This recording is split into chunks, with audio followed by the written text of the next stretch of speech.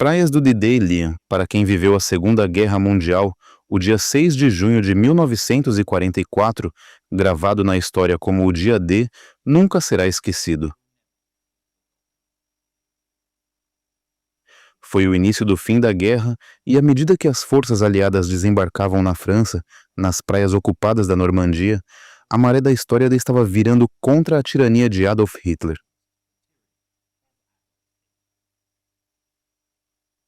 Hoje, milhares de visitantes desta bela região da França seguem os passos dos bravos homens que deram suas vidas para libertar esta paisagem agora tranquila.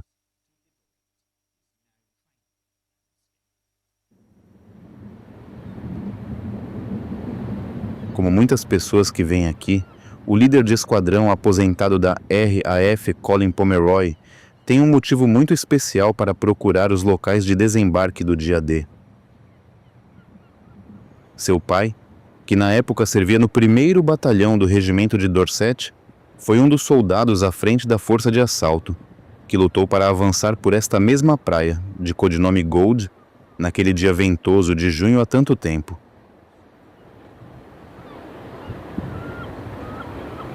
Ao retornarem alguns anos depois, pai e filho puderam compartilhar uma experiência comovente, e essa é uma peregrinação que Colin tem feito regularmente desde então.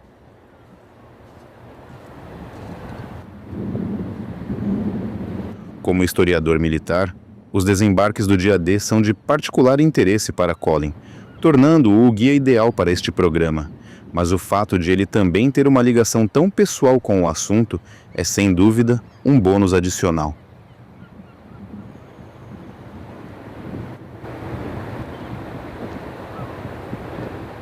Quando se depara pela primeira vez com as praias da Normandia, é difícil imaginar as extensões protegidas de areia dourada como algo que não seja perfeitamente pacífico.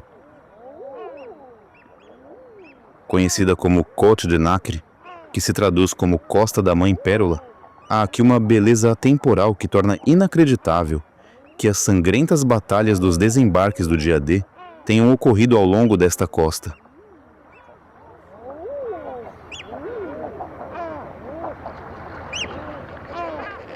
No entanto, antes de partirmos nesta incrível jornada para visitar os locais mais significativos, precisamos fazer uma pausa e apreciar a vista magnífica enquanto preparamos o cenário.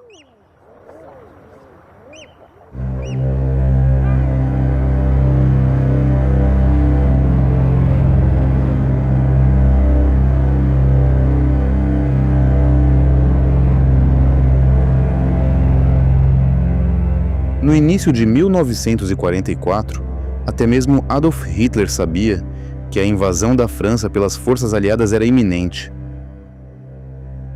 O fato, portanto, de que o desembarque do dia D tenha pegado os comandantes alemães de certa forma de surpresa, diz muito sobre as habilidades da contra-espionagem aliada.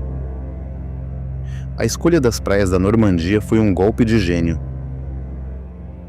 Hitler havia previsto que o ataque viria da costa de Kent até Calais, e os aliados reforçaram habilmente essa teoria. Para cada voo de reconhecimento sobre a Normandia, 2 eram realizados sobre o Pas-de-Calais. A ideia de que uma travessia marítima de longa distância seria preferível ao trajeto mais curto até a França era absurda.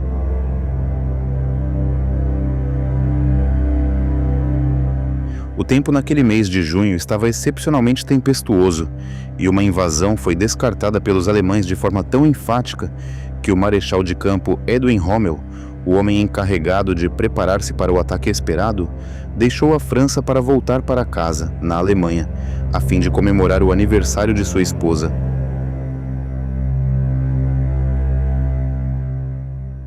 Nos dias 1º e 5 de junho, mensagens codificadas foram transmitidas pela BBC para informar a resistência francesa que a força de invasão estava a caminho. Foram utilizadas as frases: as linhas, os longos soluços dos violinos do outono, e feriram meu coração com uma languidez monótona. E embora o chefe da inteligência alemã tivesse sido avisado sobre o significado dessas palavras, a equipe de Rommel desconsiderou as transmissões porque se recusava a acreditar que os aliados anunciariam suas intenções pelo rádio.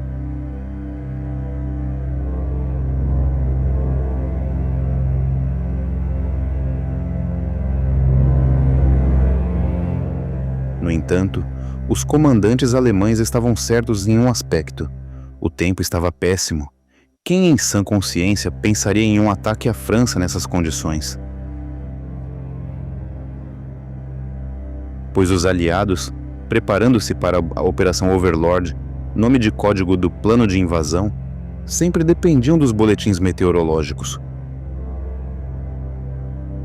Os padrões das marés e a fase da lua podiam pelo menos ser previstos, e o dia 5 de junho parecia ideal. Mas quando o tempo ficou tempestuoso, o comandante-chefe da Força Expedicionária Aliada, General Dwight D. Eisenhower, decidiu relutantemente adiar.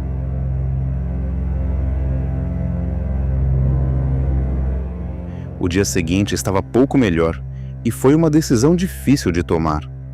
Se não fosse 6 de junho, levaria pelo menos 2 semanas até que outra tentativa pudesse ser feita. Os preparativos continuariam em segredo. O que aconteceria aos milhares de homens já a bordo dos navios? Podiam ser desembarcados e, em caso afirmativo, para onde? Se alguma vez o clichê entre a espada e a parede se aplicou, foi aqui. Era realmente um empreendimento arriscado, mas para todos os envolvidos, era uma chance que valia a pena correr. E 2 horas após Eisenhower dar a ordem, os comboios de invasão do dia D partiram silenciosamente para o mar tempestuoso.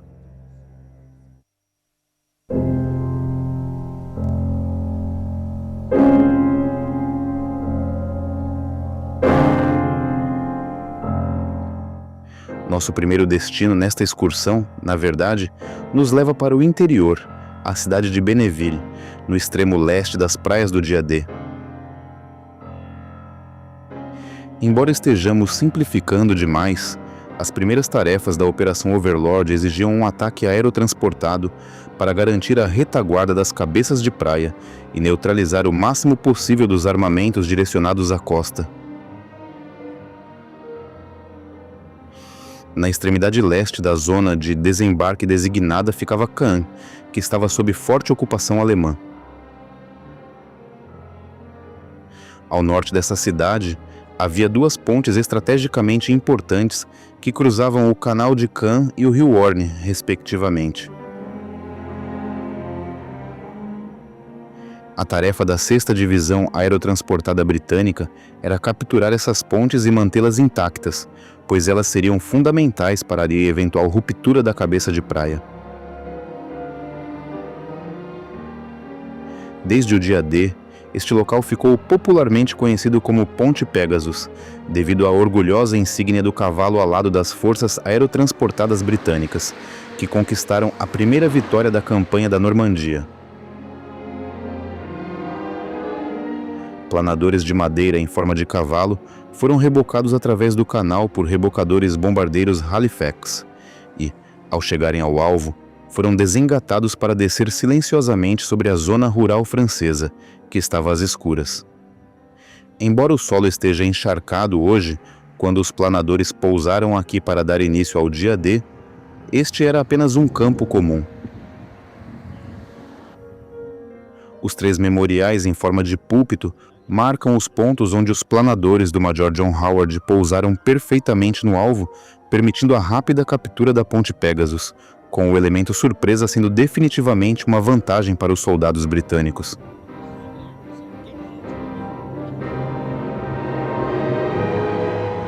Para aqueles que vêm visitar a Ponte Pegasus hoje, tem sido uma questão bastante controversa o fato de que esta não é a ponte original da época da guerra.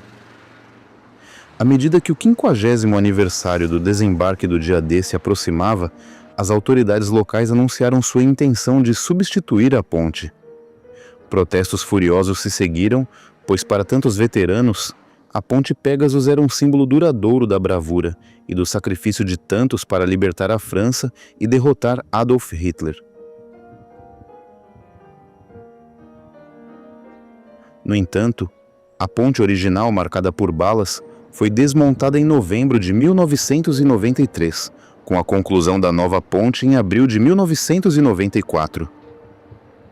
Felizmente, o projeto da ponte é praticamente idêntico ao da antiga, apenas um pouco mais larga, E assim, você tem uma ideia bastante precisa de como este lugar teria sido em junho de 1944. Enquanto estiver aqui, vale a pena procurar o Café Pegasus Bridge, que foi, na verdade, o primeiro edifício na França a ser libertado da ocupação alemã. O Café Gondry, um negócio familiar, tinha sua própria maneira de lidar com os alemães invasores. Georges Gondry enterrou 99 garrafas de champanhe no jardim, em vez de deixá-las serem consumidas pelo inimigo, mas imediatamente as desenterrou para comemorar a chegada das forças aliadas. O café rapidamente se tornou um verdadeiro lar longe de casa para milhares de ex-militares, com o anfitrião agradecido continuando a oferecer-lhes champanhe de graça. É triste que, embora o café tenha permanecido na posse da família, uma disputa moderna entre os parentes sobreviventes tenha resultado em períodos de fechamento forçado. Mas as coisas parecem positivas no momento para este edifício notável e todas as memórias que ele guarda de junho de 1944.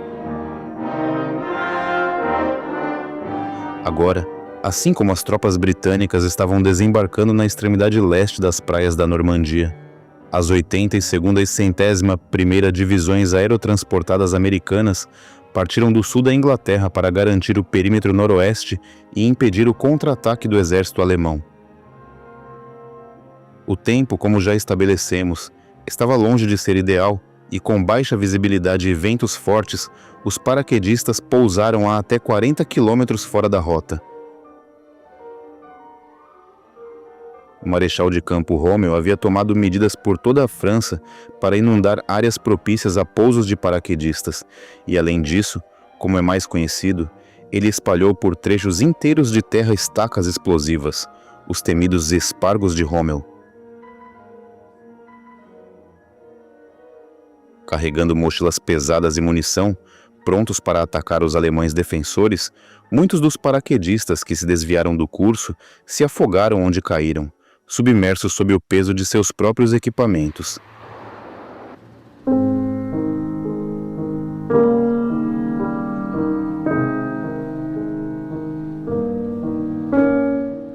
Esta é a charmosa cidade de Sainte-Mère-Église, onde o soldado John Steele, um dos 13.000 homens que saltaram dos céus nas primeiras horas do dia D, ganhou fama duradoura.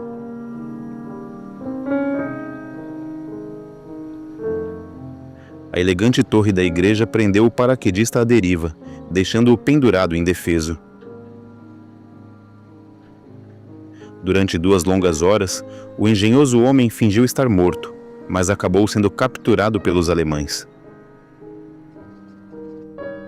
É uma história que foi imortalizada no filme dos anos 1960, O Dia Mais Longo, e dê uma olhada mais de perto nessa igreja quando for visitá-la, pois um paraquedista ainda está pendurado na famosa torre da igreja. Mas não se assuste, é apenas um manequim. Existem várias lojas que vendem réplicas de plástico, para quem estiver interessado. Os vitrais da igreja merecem destaque. Elas retratam de forma comovente cenas do desembarque do dia D. Aqui, a Virgem Maria está cercada por paraquedistas, comemorando os eventos de junho de 1944 de uma maneira muito original e vívida.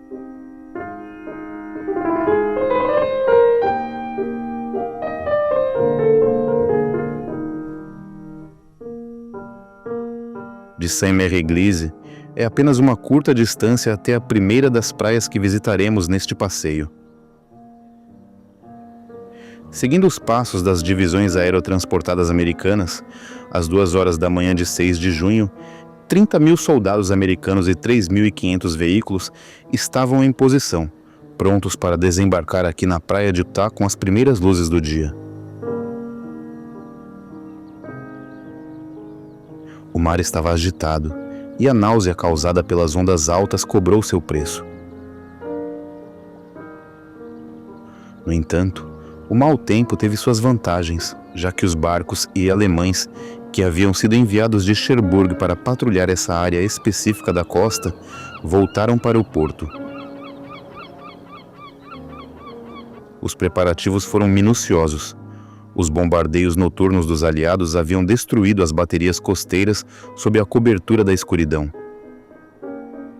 Por volta das 5h20, 300 bombardeiros médios da 9ª Força Aérea dos EUA voaram abaixo do nível das nuvens para atacar as posições de artilharia ao longo da praia de Utah, enquanto o fogo de artilharia de navios de guerra, cruzadores e contratorpedeiros, estrategicamente posicionados, reforçava o ataque vindo do mar. Consequentemente, quando as embarcações de assalto carregadas com 2 batalhões da 4ª Divisão de Infantaria dos EUA desembarcaram, houve pouca resistência. 2 esquadrões de tanques do dia D seguiram rapidamente e às 6h30, o avanço pela praia exposta até a relativa segurança de uma longa e baixa linha de dunas ocorreu sem obstáculos, com exceção de rajadas intermitentes de fogo inimigo. Os números de Utah foram excelentes. Houve apenas 197 baixas aliadas e dos 32 preciosos tanques enviados para a costa, apenas 4 foram perdidos.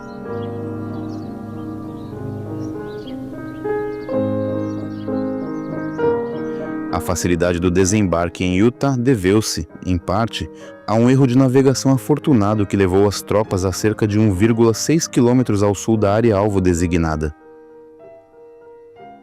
Hoje, o Memorial Leclerc marca o local onde a infantaria dos EUA deveria ter desembarcado, e vale a pena parar aqui para explorar os fortins e bunkers que fortificaram esta seção da praia em 1944, fortemente armados e bem guarnecidos em antecipação à invasão aliada.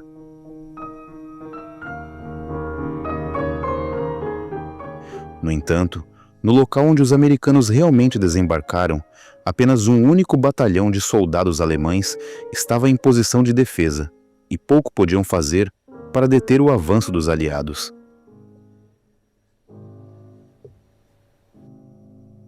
O brigadeiro-general Theodore Roosevelt, filho mais velho do ex-presidente, estava no comando em Utah, e ao perceber o erro, é creditado por ter comentado com calma: "Vamos começar a guerra a partir daqui."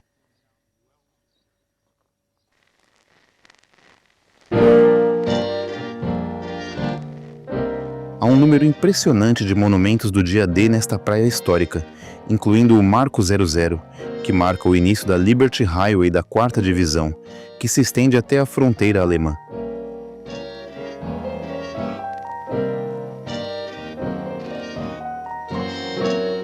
Cada quilômetro da difícil rota é comemorado com um marco numerado. Portanto, fique atento a essas placas de sinalização de formato distinto. O Museu do Desembarque de Utah Beach também é um destino popular tanto para veteranos do dia D quanto para turistas. A vista panorâmica do local onde as forças americanas desembarcaram é magnífica. O tanque Sherman, lindamente preservado, é um verdadeiro deleite, e a embarcação de desembarque em destaque é um forte lembrete de como as condições devem ter sido desconfortáveis no mar para as tropas que embarcavam na última etapa de sua perigosa jornada.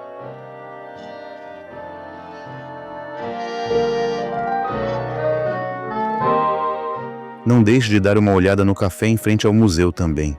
É uma verdadeira mistura de antigo e moderno, apesar de ter sido construído a partir de um típico bunker alemão abandonado. Na verdade, é um cybercafé de última geração, com um endereço na web muito apropriado: www.leruzevelt.com, em homenagem ao filosófico brigadeiro-general que, literalmente, deu início à libertação das praias da Normandia a partir daqui.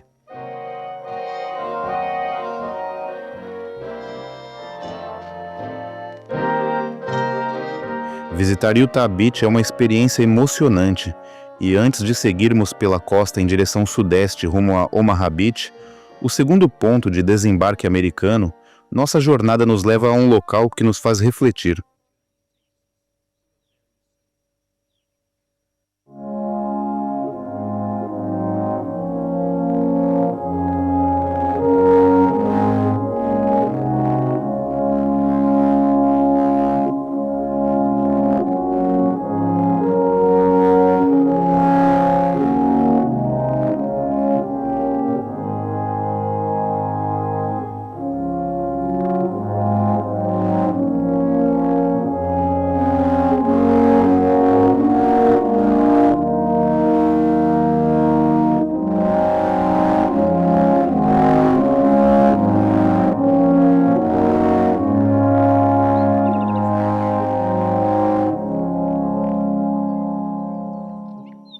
Trata-se do cemitério alemão em Lecombe, onde uma triste dignidade permeia a paisagem.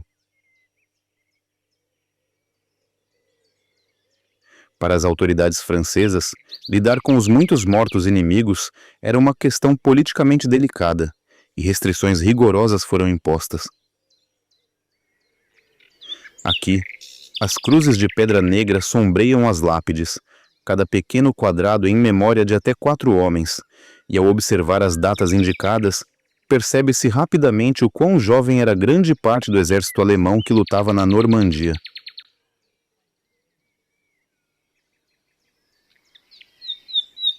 A maioria dos que estão enterrados aqui morreu entre o dia D e 20 de agosto de 1944, e mais de 21 mil soldados alemães repousam sob este solo sagrado.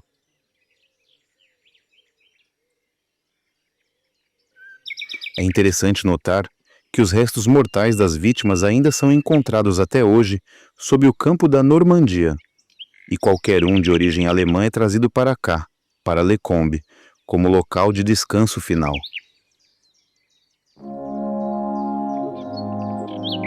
A cena é dominada pelo Monte Central de Lecombe, onde 207 soldados desconhecidos repousam ao lado de 89 corpos identificados. De uma solenidade teutônica, a enorme cruz negra no topo é ladeada por 2 figuras que representam pais em luto. E para as gerações atuais e futuras, independentemente de sua nacionalidade, este é um memorial verdadeiramente instigante, que é muito mais uma celebração da paz do que uma glorificação da guerra.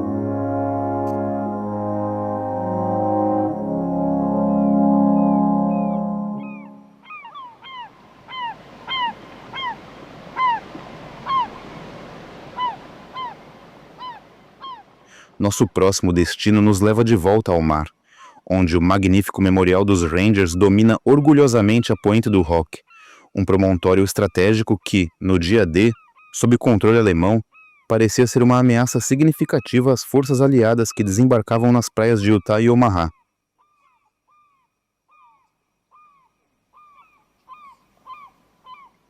Um plano ousado empregou 3 companhias do 2º Batalhão de Rangers sob o comando do coronel James E. Ruder. Desembarcando na praia rochosa abaixo do penhasco de 30 metros da Pointe du Roc, a tarefa assustadora desses homens corajosos era escalar até o topo e destruir a bateria de artilharia. Toda essa operação era certamente perigosa, já que os soldados alemães que defendiam esse ponto estratégico, agora marcado por crateras, tinham ampla oportunidade de atirar nos americanos. Dos 225 homens que desembarcaram em Pointe du Roc, 135 foram mortos, feridos ou dados como desaparecidos em combate, resultando em uma taxa de baixas de 60%. O que tornou esses números ainda piores foi o fato de que a inteligência aliada havia sido mal informada. Quando os Rangers sobreviventes alcançaram o cume, não havia nenhum dos canhões de grande porte previstos à vista. O temido armamento estava escondido a de alguma distância, desprotegido em um pomar de maçãs, e, é claro, os canhões foram imediatamente destruídos. Hoje, este local de 30 acres é cuidado pela Comissão Americana de Monumentos de Batalha e, além da construção do Memorial dos Rangers, pouco mais foi alterado, proporcionando aos visitantes uma impressão dramática da vista que se apresentou aos Rangers ao escalarem as falésias íngremes de Pointe du Roc há tantos anos.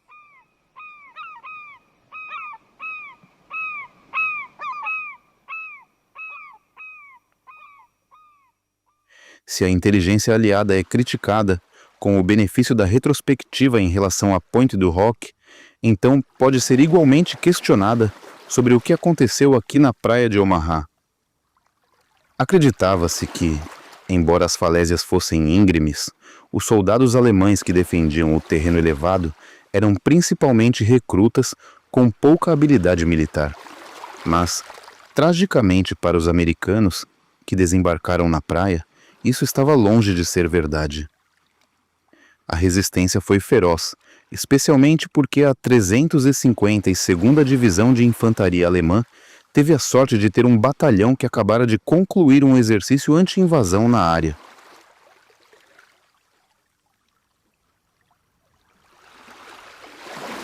À medida que as embarcações de desembarque aliadas chegavam à costa, os alemães esperaram até que as primeiras rampas fossem baixadas, e só então começou a carnificina na praia de Omaha.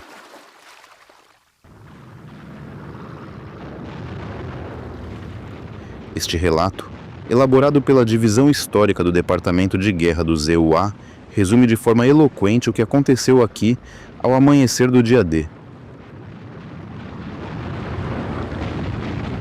Em menos de 10 minutos após a descida das rampas, a Companhia A havia ficado inerte, sem liderança e quase incapaz de agir. Todos os oficiais e sargentos haviam sido mortos ou feridos. A situação se transformou em uma luta pela sobrevivência e pelo resgate. Os homens na água empurravam os feridos para a praia à sua frente, e aqueles que haviam alcançado a areia rastejavam de volta para a água, puxando outros para a terra firme, a fim de salvá-los do afogamento. Em muitos casos, apenas para ver os homens resgatados serem feridos novamente ou para eles próprios serem atingidos. 20 minutos após chegar à praia, a Companhia A havia deixado de ser uma companhia de assalto e se tornado um pequeno e desamparado grupo de resgate, empenhado em sobreviver e salvar vidas.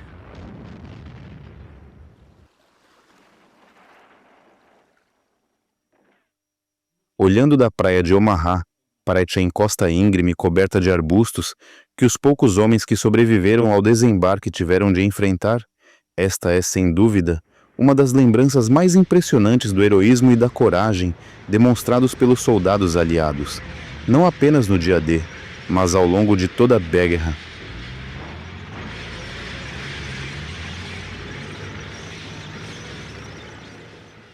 De todas as praias do dia D, Omaha foi responsável pelo maior número de baixas, 5.214 mortos, desaparecidos e feridos no total.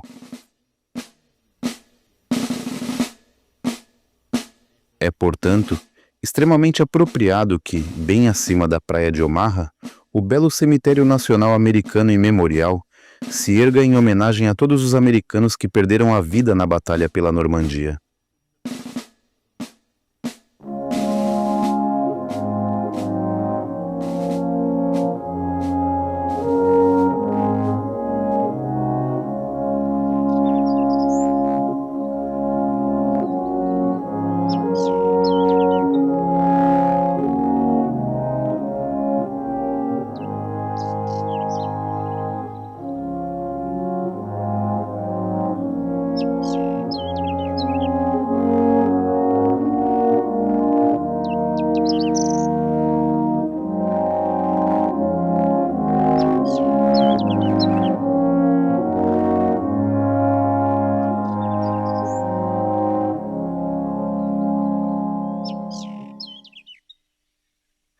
As lápides de mármore branco brilhante, sejam simples cruzes ou estrelas de Davi, formam um contraste marcante com a solenidade sombria dos memoriais em Lecombe.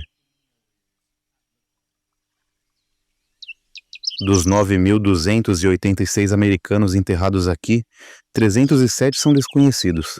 No entanto, 14.000 corpos foram repatriados para os EUA a pedido de suas famílias.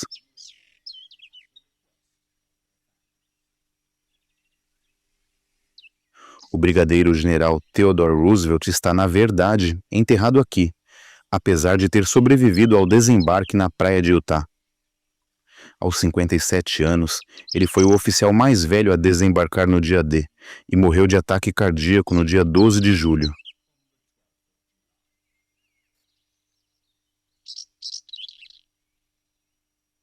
Ao lado de Theodore repousa o corpo de seu irmão Quentin, um aviador que havia sido morto na França durante a Primeira Guerra Mundial e que foi transferido para cá, para ficar com seus parentes quando este cemitério foi construído.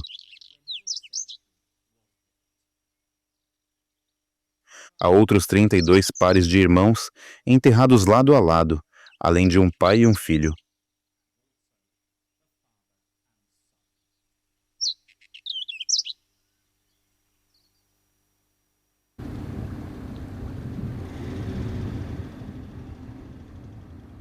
À medida que nossa visita prossegue, chegamos ao pitoresco porto de Port-en-Besson, que marca a divisão entre as praias americanas de Utah e Omaha e as praias britânicas de Gold, Juno e Sword.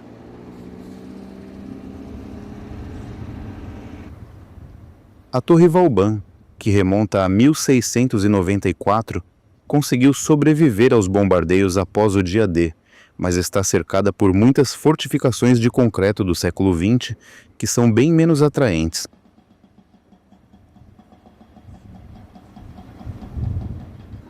Embora minúsculo, este porto foi crucial para a boa invasão aliada e em 14 de junho já movimentava mais de 1.000 toneladas de suprimentos por dia, muito mais do que jamais havia feito nos séculos anteriores ou, aliás, nos anos que se seguiram.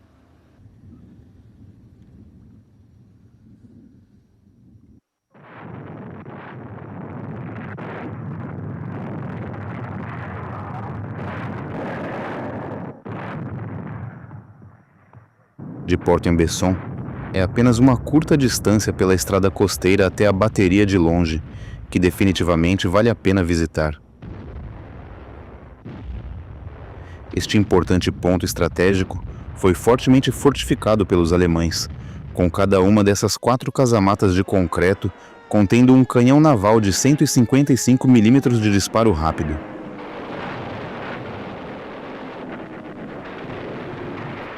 Hoje, os canhões encontram-se em vários estados de degradação, e é realmente interessante explorar toda essa crista.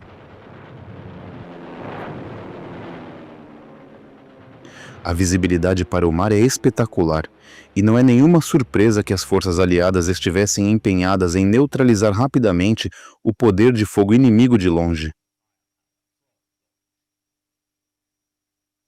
O HMS Ajax levou 20 minutos a cerca de 12 quilômetros mar adentro para silenciar os canhões, e afirma-se que este primeiro bunker contém os restos de um canhão que levou um tiro direto bem no cano.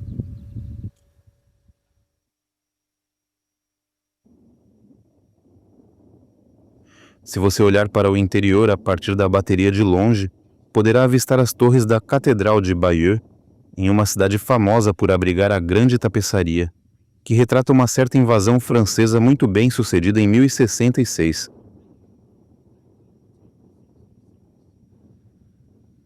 Embora não estejamos incluindo Bayeux como parte de nosso passeio, o cemitério e memorial da Comissão de Túmulos de Guerra da Commonwealth aqui é imperdível.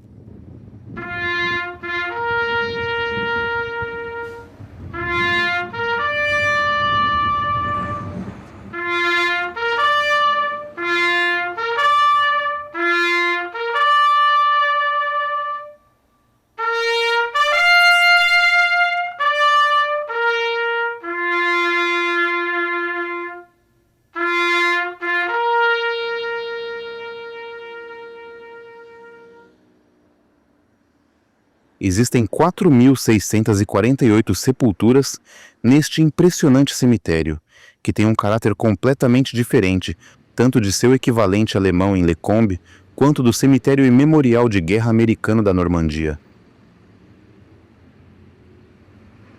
9 nacionalidades diferentes estão representadas, embora com 3.935 cidadãos do Reino Unido enterrados neste local, ele seja, na verdade, o maior cemitério britânico da Segunda Guerra Mundial na França.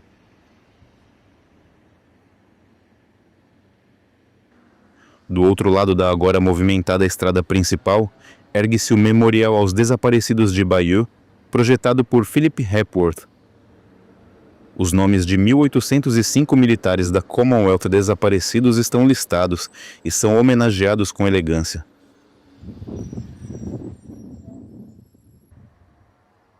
A inscrição em latim traduz-se como: Nós, outrora conquistados por Guilherme, libertamos agora a terra do conquistador. Uma lembrança muito apropriada na primeira cidade francesa a ser libertada pelas forças aliadas.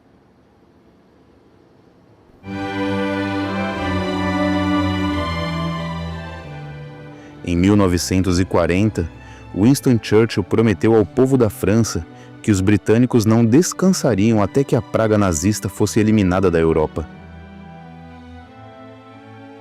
Ele havia assegurado à nação francesa ocupada que amanhã chegaria, e no dia D, 6 de junho, cerca de 4 anos depois, a promessa de Churchill foi honrada, quando o segundo exército britânico partiu para a Normandia.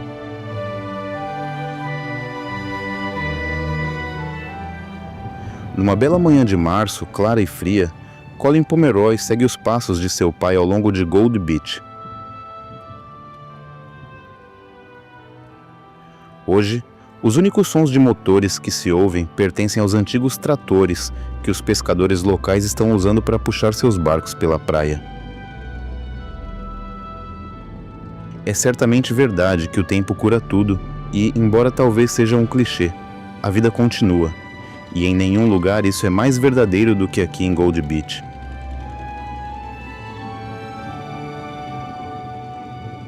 Mas, apesar das longas extensões de areia dourada que fazem deste um destino de férias perfeito, é impossível não notar as grandes estruturas de concreto que se projetam da superfície do mar, muito calmo nesta manhã. Essas enormes lembranças da Segunda Guerra Mundial são, na verdade, os vestígios de uma grande façanha de engenharia e ousadia que foi fundamental para o sucesso da iniciativa do dia D. Subindo para um terreno mais elevado acima da encantadora cidade litorânea de Arromanches, com vista para Gold Beach, você tem uma visão muito melhor do Porto Mulberry que outrora existiu aqui. No planejamento da Operação Overlord, considerou-se essencial que tanto o setor americano quanto o britânico tivessem portos para receber equipamentos e suprimentos à medida que a batalha pela Normandia avançava. Como já vimos, Port-en-Besson, embora fosse um ótimo ponto de partida, não era de forma alguma grande o suficiente para atender a toda a campanha. Consequentemente, surgiu a ideia de um porto flutuante com componentes que pudessem ser rebocados através do Canal da Mancha até a França, logo após os desembarques do dia D.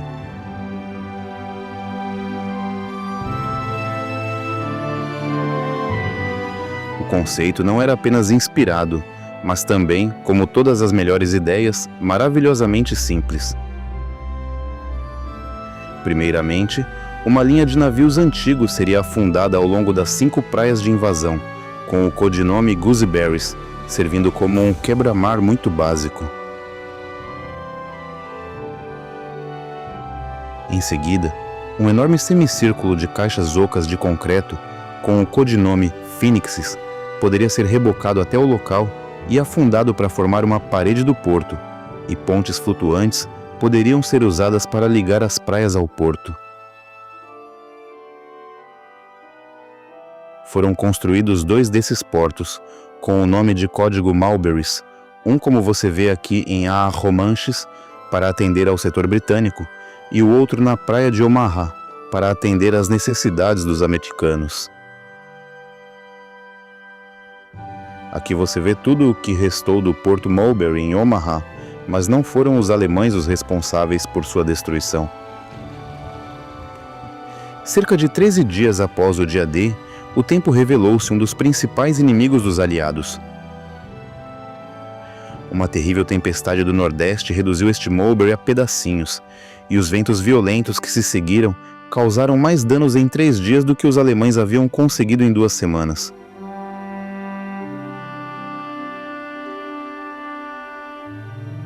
Embora o Mulberry em Arromanches, apelidado de Port Winston, tenha sido castigado pela tempestade, ele permaneceu intacto. Assim, o pouco que pôde ser resgatado de Omaha foi levado para reforçá-lo. Isso foi um revés, é claro, ter apenas um Mulberry em vez dos 2 previstos, mas, dadas as circunstâncias, os aliados consideraram-se afortunados pelo fato de o Mulberry de Arromanches ter sobrevivido. De volta a Gold Beach, Colin conseguiu encontrar o local exato onde seu pai e seu regimento, o Dorsets, desembarcaram na manhã do dia D.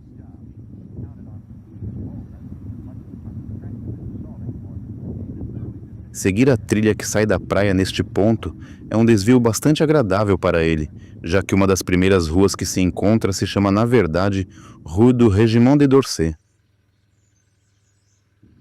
batizada em homenagem ao regimento do qual o pai de Colin tinha tanto orgulho de fazer parte.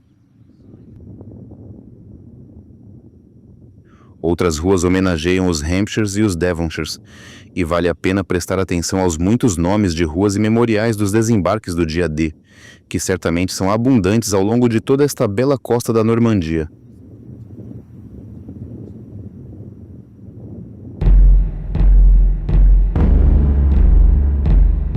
Além de Gold Beach, encontramos em seguida Juneau, onde a 3ª Divisão canadense havia sido selecionada para liderar o assalto.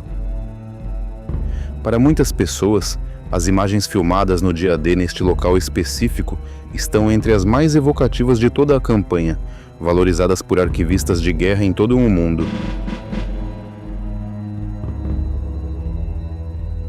É um fato interessante que havia pelo menos 50 equipes de filmagem registrando os eventos do desembarque do dia D, e as imagens captadas podem ser tanto angustiantes quanto inspiradoras na mesma medida. Aqui você vê os soldados canadenses se preparando para desembarcar, enquanto as rampas das embarcações de desembarque são baixadas. Casas aparecem ao longo da orla, e embora a cena tenha, naturalmente, mudado nos anos desde o dia D, ainda é possível encontrar o local exato onde essas fotos foram tiradas.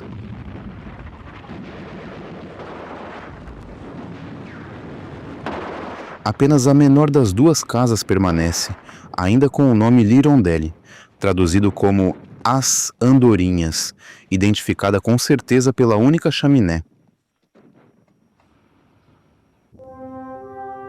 É bastante notável que hoje possamos seguir os passos dos canadenses ao desembarcarem, permitindo-nos voltar no tempo e ver a vista que os recebeu naquela manhã memorável.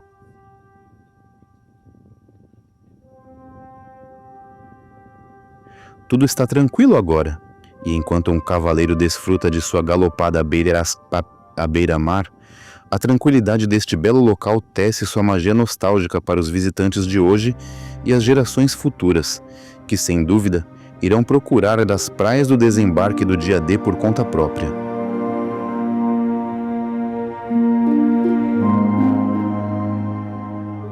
Não há grande distância entre Juneau e Sword Beach, e quando você chega a este setor, há poucos elementos ao longo da praia que permitam distinguir Sword de forma significativa. No entanto, há aqui uma história fascinante de bravura diante da adversidade, típica do grande espírito britânico que, mesmo nos dias mais sombrios da Segunda Guerra Mundial, se recusou a ser esmagado. Sword Beach estava fortemente minada e tinha a área de desembarque mais concentrada de todas as praias, com uma zona costeira alvo de 3 milhas de comprimento por meia milha de profundidade. Esse fator, combinado com uma maré que subia rapidamente na manhã de 6 de junho, significava que havia uma superlotação considerável, à medida que homens e máquinas chegavam à costa. Em tal gargalo, as baixas foram elevadas com fogo de artilharia alemã particularmente preciso, e foi aqui, nessas condições difíceis e que ameaçavam a vida, que o gaiteiro Bill Millen, do 1º Serviço Especial de Lord Lovat,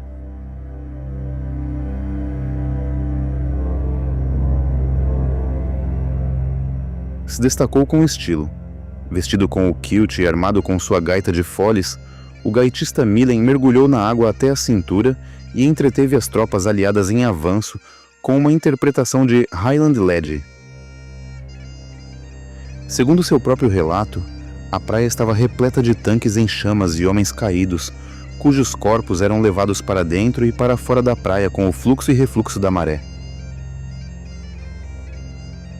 Ainda assim, o corajoso gaiteiro continuou a tocar, marchando para cima e para baixo pela costa, até que seus companheiros avançassem para fora da praia para continuar a libertação do interior da França. Na verdade, o gaiteiro Millen ainda estava tocando sua gaita de foles quando as tropas de Lord Lovat liberaram a Ponte Pegasus.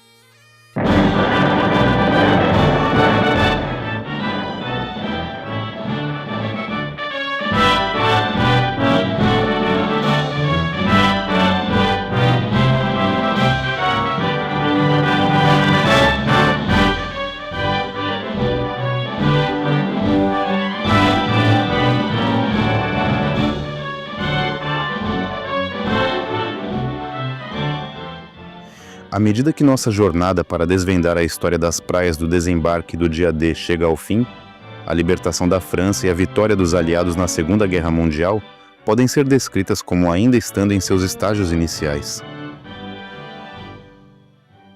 Cherbourg, o outrora grande porto na extremidade noroeste das praias de desembarque americanas, foi capturado em 27 de junho, em ruínas.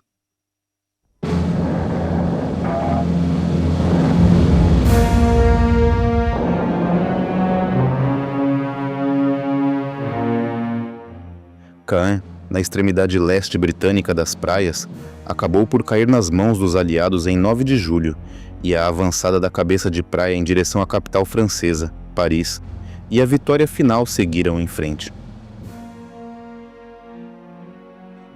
Em 1º de setembro de 1944, a batalha pela Normandia havia terminado. Esta notável região da França havia sido libertada, e seus habitantes estavam livres para reconstruir suas cidades e vilas devastadas, bem como suas vidas destruídas.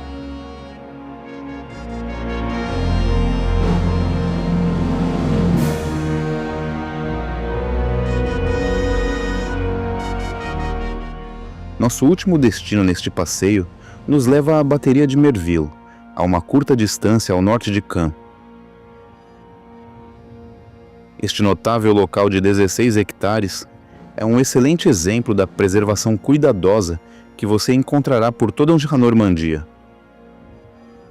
Gado e ovelhas pastam sobre os resquícios de concreto cobertos de grama da ocupação, e uma das 4 casamatas foi transformada em um museu fascinante.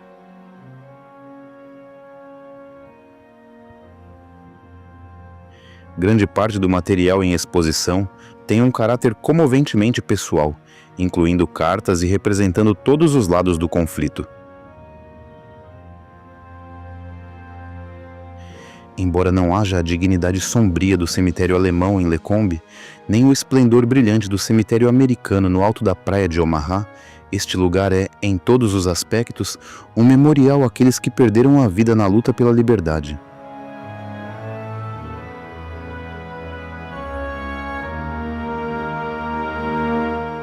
Ao ler as palavras da esposa de um fazendeiro francês, cujo marido foi fuzilado pelos alemães, por permitir que pilotos aliados se abrigassem em seu celeiro, as reais implicações da batalha pela Normandia tornam-se extremamente claras, de uma forma que pode ser compreendida por todos os homens, mulheres e crianças que vêm até aqui.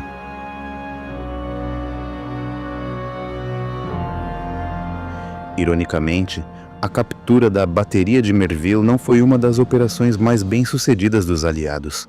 Para o Major Terence Otway e o 9º Batalhão de Paraquedistas que ele comandava, a estratégia empregada em Merville era excessivamente complicada e revelou-se impraticável, um ataque coordenado por bombardeiros. Lancaster da RAF não conseguiu destruir os canhões, e o combate corpo a corpo necessário para dominar os alemães foi de fato custoso.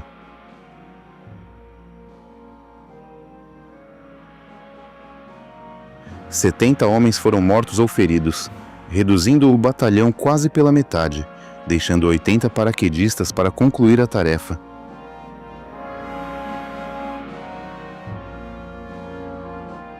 No entanto, apesar de quase nada ter saído conforme o planejado em Merville, a bravura e a desenvoltura do Major Otway e de seus homens certamente salvaram o dia, e todos eles são lembrados como heróis. Costuma-se dizer que a diferença entre as tropas aliadas e suas contrapartes alemãs ficava mais evidente quando os homens precisavam pensar por conta própria. O estilo de liderança ditatorial de Hitler e de seus comandantes deixava pouco espaço para a iniciativa, e eventos como a tomada da bateria de Merville, quando os soldados aliados foram literalmente forçados a pensar rapidamente, mudaram o rumo da guerra e, mais importante ainda, o curso da história.